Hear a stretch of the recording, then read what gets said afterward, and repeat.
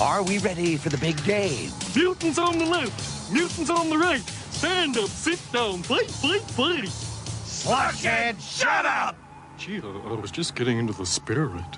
Hello, this is OptimusSolo, and welcome to the 103rd chapter in our Powers of GRAYSKULL series. With me for this journey into the Masters of the Universe franchise is the fucking grumpy one, Mike. Hello. Please, try your best not to laugh at Steve's ass. I mean, it's a running theme now. I don't know how many episodes we can continue this, but the dude worked his ass off, so now we're searching for it. In this episode of Masters in Space, we'll be giving you our thoughts on the next two episodes. That would be episode 56 and 57, entitled Save Our City, and you guessed it, The Power of the Good and the Way of the Magic. So we hope you're ready, because it's time to go back into space. Mm-hmm.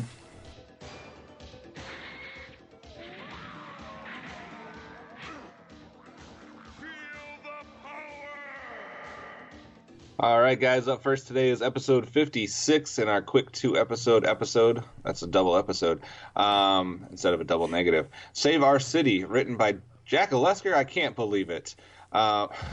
This is a continuation of what we got in our previous episode, as well as two episodes before that, where we got President Pell and the Klingons and the... You were going to say Klingons. I mean, that's all I could hear every time they say it is like, is this the Klingons? And the Klingons and the Mites. The Mites, I don't know why. Galactomites or something? I don't know.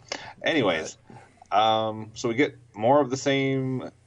Well, more of these new characters, I guess. Not more of the same, but more of these new characters with President Pell and...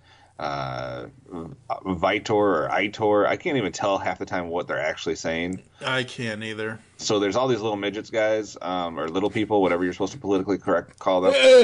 Us be politically correct? No. And they look like a version of something that I saw, I believe, in one of the later Turtle series. I don't know if it was the 2003 or 2000 whatever, but like the little Krang guys. Yep. Yeah, it's like those guys. That's basically what they remind me of. It's like a combination of those dudes and then like the rock people or something. Like, I don't know. It's a weird character design, but I like it because it's new, I guess. So, Mike, what did you think of Saving Our City? And I don't even know what the city's called. It's the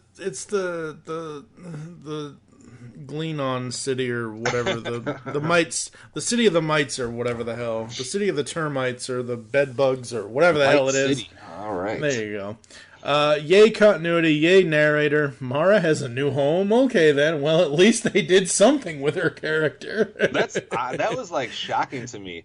Like, because it spoiler alert, guys, because you're never going to watch this, so I don't care. And you never should. But in Save Our City, Mara actually leaves the Galactic Guardians and stays at this planet because she has a fetish for small people. Oh my god, you did not just say. She's joined a new home. She's going to stay in the Mite City and be queen of the Mites because they give her a crown and everything, and then she can have little small people do her bidding and pleasure her. So that's what's happening here on Save Our City. I thought it was an interesting direction that they went. I might be making a lot of jokes, but I thought it was clever. I like it. Too bad you're almost done with the whole series. Yeah. But again, the other part about this, hold on before I let you talk, because I don't like letting you talk too much. Yeah. Literally 2 episodes, they aired out of order an episode in which randomly, with no mention before, in the Tornadoes of Zil, Mara is starting to suspect He-Man and Adam are the same people. Mm-hmm. That's randomly in episode 50, whatever, 4 or whatever it was. Yeah, whatever right? it was. Yeah. They had nothing leading up to that to set that up. And apparently they're going to have nothing after that as far as where that went. Because she suspected him, and now she's going to live on another planet. Yep. So we're not even going to have any more to do with that, I would guess. Unless there's more episodes that are part of unless there's 2 different writers going on at this point that are writing 2 different He-Man stories. I don't know. But, yeah, Mara going to a new planet. That's interesting. New show, Mara and the Midgets. Mara and the Midgets, man.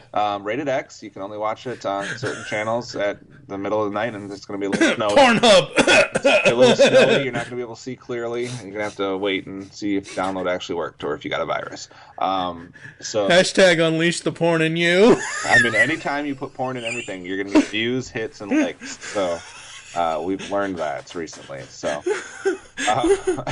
now, last episode I was dying of laughter, and now we have Mike laughing over the place. I can't. I just can't anymore. Mike, did you have any other notes on saving up? No. I like this one. I did. I did enjoy this one. I thought this was really interesting. You know how I am.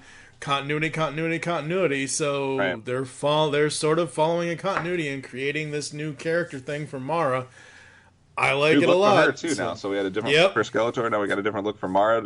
And again, this is based off of an unreleased toy of Mara, etc. But the bad part, Mike, is I just said, hey, I like this one. And in this series, that means I'm giving it a 3.5 out of 5.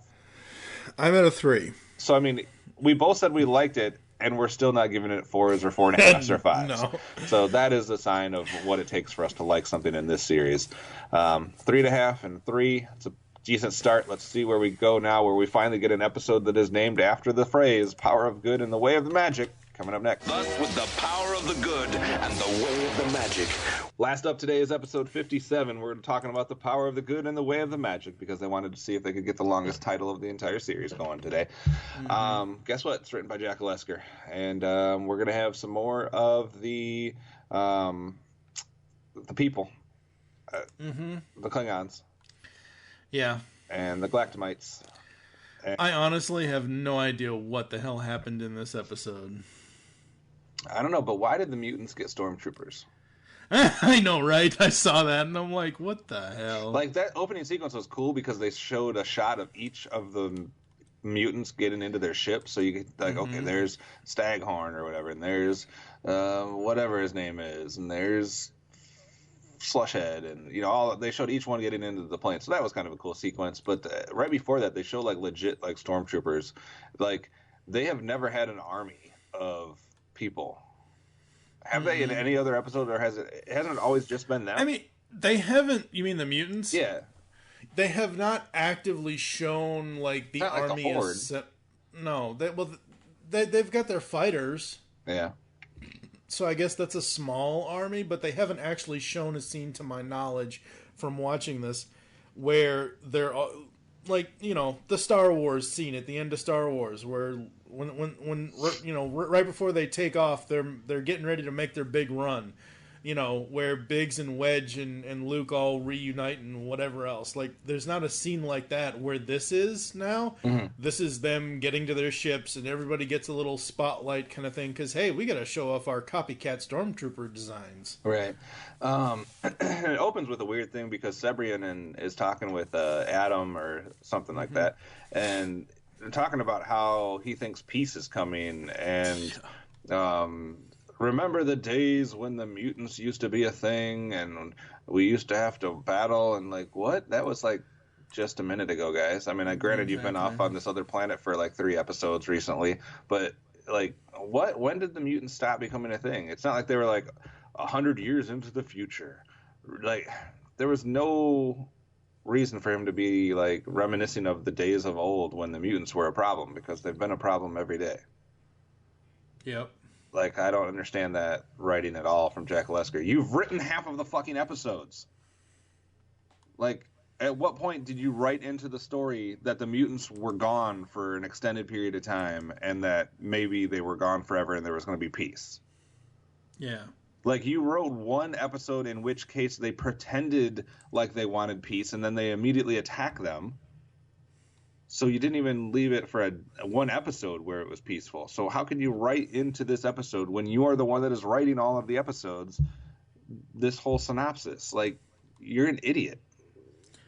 Yeah. And you're not a good writer.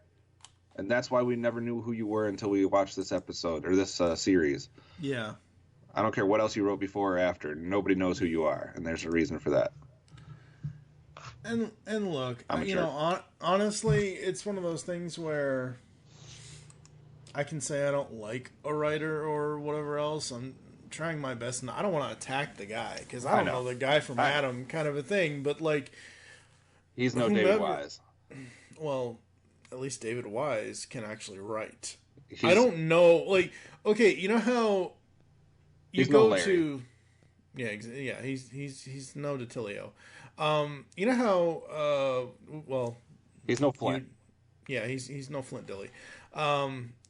We've interviewed Lauren Lester a few times on the Geekcast Radio Network. For those of you who don't know, he was the voice of Robin Nightwing in the Batman the Animated Series animated show. I think it was like the second time we interviewed him, I asked him about his character he was a guest character on Good Luck Charlie on the Disney Channel. Okay, the reason why I'm bringing this up is that I asked him about some of his character traits and some of his lines. I said, did they let you improvise, or was that... He goes, oh no, that's a machine over there. They have everything all set to go. You just come in, say the lines. You don't get to do any kind of ad-libbing or anything most of the time. They have it all set up, and they have the characters all straightened out, and once you learn the character, you just go and you say what you're supposed to say. Or you look at Lou Scheimer. Lou Scheimer was giving everybody these scripts or going to tell everybody, this is kind of a story we want, write what you want to write or whatever kind of a thing. I don't know what the higher-ups or whatever, Mattel, whomever, did with or gave to Jack Olesker for this series. He's the majority of the writing. Like, all of these shows pretty much are him. There are a few episodes here and there scattered out throughout the 65 that he's not written on. But I'm like, did you come up with this? Or is this something that was handed down from Mattel saying you had to do a story about this? And as much as I hate and think that some of the mask PSAs are stupid, some of the PSAs that they tried in this are even worse. Yeah. That is a statement. That is true. That's a factual statement. Yeah, I mean, I don't know. Like, this is just another middle-of-the-road episode for me. I'm sitting at a 2.5, and I have no reason to go higher and no reason to go lower, really. I'm at a 1.5. I mean, that's why I call you the grumpy one. Well, I didn't, it was another battle episode. Yeah, there was true. no real, literally, as we're recording this, even though you people will hear it far in advance of when we're recording this, I watched this episode less than an hour ago as I'm talking right now. And I don't remember the plot of the episode after watching it. It was right. I don't remember anything about this. I thought, like you said, the power of good in the way of the magic. I thought this was going to be some sort of weird Primus origin story, or maybe we figure out, some sort of time warp, time travel, black hole worm thing between Eternia and Primus. Like, we get backstory on He-Man other than the fact that he got flung into the future kind of a thing. Right. Like, we got that episode last year when we did the one where Tila came to the future. Remember? Like, the only time Tila showed up in this series? Yeah. That's what I kind of thought this one was going to be, where maybe He-Man got flung back to Eternia, or Skeletor decided to, finally not be the mutant stooge and actually do something. Right. But no, I don't remember this at, I don't remember anything that happened. All as I remember is they were fighting each other. That's all I remember about this episode. Basically. That's all. Yeah, I mean, you don't really need to remember anything about this episode, so that's good. Don't fill your mind with this garbage. Yeah, no. Oh, I can't wait till we get to good cartoons. It's happening soon. Yep. Any other thoughts before I close this out? Nope, another one in the books. We watch them so you don't have to. Yep. Thank you for listening to the Masters in Space today. If you'd like to get in contact with us, leave feedback for the show, you can do that by checking out our stuff in several different ways. Head on over to Steve's Ass's website. I'm sorry. Check out the all-new GeekCastRadio.com. Comment on this and all of our other episode posts. Please check out the website, folks. We are working our butts off trying to get this new website off the ground. We literally lost an ass in this process. Exactly. Quite literally. Leave the show's feedback in iTunes. Please do this. Follow us on Twitter. At Geekcast Radio is the network Twitter. You can follow at Pow of Grayskull for the show Twitter. I am at TFG1Mike. What is your Twitter? At OptimusSolo.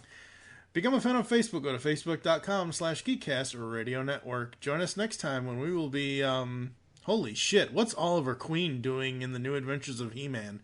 We're going to be talking about the Queen's Gambit in episode 104, and then there's gems in them thar hills. What? Okay. Alrighty then, so those are the next two episodes for next week. We hope you enjoyed the Space Tales today, and don't forget to join us in our next adventure when we will take a look at the... Oh god, I just read that shit. You've lost your mind here towards the end of the New Adventures. Pretty much. For now, I am TFG1Mike with... OptimusSolo. Tune in next time for a much better podcast. Hopefully. No promises.